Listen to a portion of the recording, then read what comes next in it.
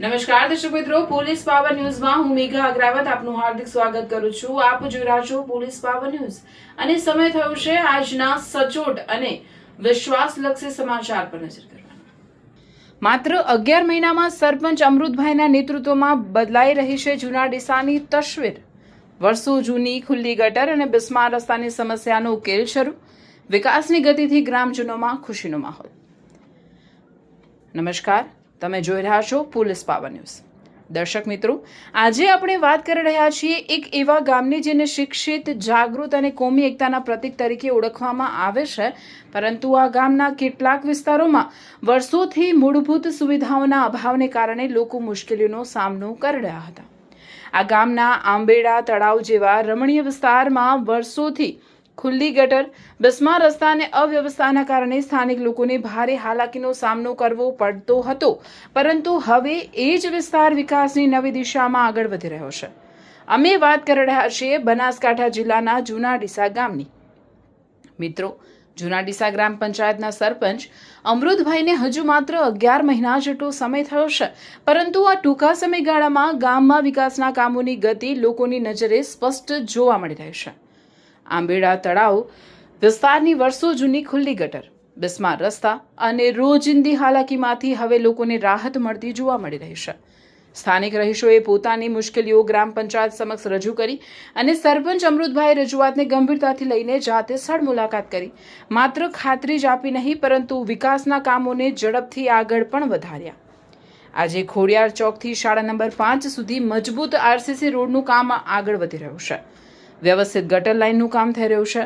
રસ્તામાં અવરોધરૂપ બનેલા કાટાળા બાવળ અને નકામા ઝાડ દૂર કરવામાં આવ્યા છે અને વર્ષોથી લોકોને પરેશાન કરતો ખુલ્લી ગટરનો પ્રશ્ન પણ ઉકેલ તરફ આગળ વધી રહ્યો છે। સ્થાનિક લોકોનું કહેવું છે કે સરપંચ અમૃતભાઈ ખૂબ જ વિવેકી, નમ્ર અને સૌને સાથે લઈને ચાલનારા જનપ્રતિનિધિ તરીકે ઓળખ બનાવી રહ્યા છે। ગામના લોકો જણાવે છે કે તેઓ કોઈ પણ નાગરિકની રજૂઆતને ધીરજપૂર્વક સાંભળે છે અને પ્રશ્નોના ઉકેલ માટે તંત્ર સાથે સતત સંપર્કમાં રહીને કામગીરીને પ્રાથમિકતા આપે છે। સ્થાનિકોમાં એવી લાગણી પણ જોવા મળી રહી છે કે લાંબા સમય બાદ ગામને એવા સરપંચ મળ્યા છે જે માત્ર ઓફિસ સુધી સીમિત નથી, પરંતુ ગ્રાઉન્ડ લેવલ પર જઈને કામ કરવાની કાર્યશૈલીમાં વિશ્વાસ રાખે છે। આ સમગ્ર વિકાસ યાત્રામાં જિલ્લા પંચાયતના શાસક પક્ષના નેતા આંચલબેન બ્રહ્મભટ્ટ, તાલુકા પંચાયત ડેલિગેટ સુરેશભાઈ પઢિયાર, મહેન્દ્રભાઈ અનાવાડિયા, ડેપ્યુટી સરપંચ શીતલબેન દરજી, માજી ડેપ્યુટી સરપંચ ફારૂકભાઈ દાણી, કારોબારી ચેરમેન મોઇનભાઈ સિંધી અને ગ્રામ પંચાયતના તમામ સભ્યોનો પણ મહત્વપૂર્ણ સહયોગ રહ્યો હોવાનું સ્થાનિક લોકો જણાવી રહ્યા છે। દર્શક મિત્રો, વિકાસનો સાચો અર્થ માત્ર સિમેન્ટ અને રોડ નથી। વિકાસનો અર્થ છે લોકોની વર્ષો જૂની સમસ્યાઓનો ઉકેલ, લોકોનો વિશ્વાસ અને ગામને વધુ સારી સુવિધાઓ આપવાનો સતત પ્રયાસ। જૂના ડીસામાં હાલમાં જે વિકાસ કામો ચાલી રહ્યા છે તેને જોઈને ગામ લોકોમાં નવી આશા જન્મી છે। આગામી દિવસોમાં ગામનો વધુ સર્વાંગી વિકાસ જોવા મળશે। અંતમાં પોલીસ પાવર ન્યૂઝ તરફથી સરપંચ અમૃતભાઈ, ડેપ્યુટી સરપંચ શીતલબેન દરજી, જિલ્લા પંચાયતના શાસક પક્ષના નેતા આંચલબેન બ્રહ્મભટ્ટ, તાલુકા પંચાયત ડેલિગેટ સુરેશભાઈ પઢિયાર, મહેન્દ્રભાઈ અનાવાડિયા, માજી ડેપ્યુટી સરપંચ ફારૂકભાઈ દાણી, કારોબારી ચેરમેન મોઇનભાઈ સિંધી અને સમગ્ર જૂના ડીસા ગ્રામ પંચાયતની ટીમને આ વિકાસલક્ષી કામગીરી બદલ હાર્દિક અભિનંદન। આશા રાખીએ કે આવી જ ઝડપ, આવી જ પારદર્શિતા અને લોકો સાથેનો આવો જ સંપર્ક આગામી સમયમાં પણ યથાવત રહેશે, કારણ કે ગામનો વિકાસ જ સાચા અર્થમાં ગામની ઓળખ છે। અહેવાલ police power news, Akil Ghasura, Banaskantha. નમસ્કાર, જય હિન્દ।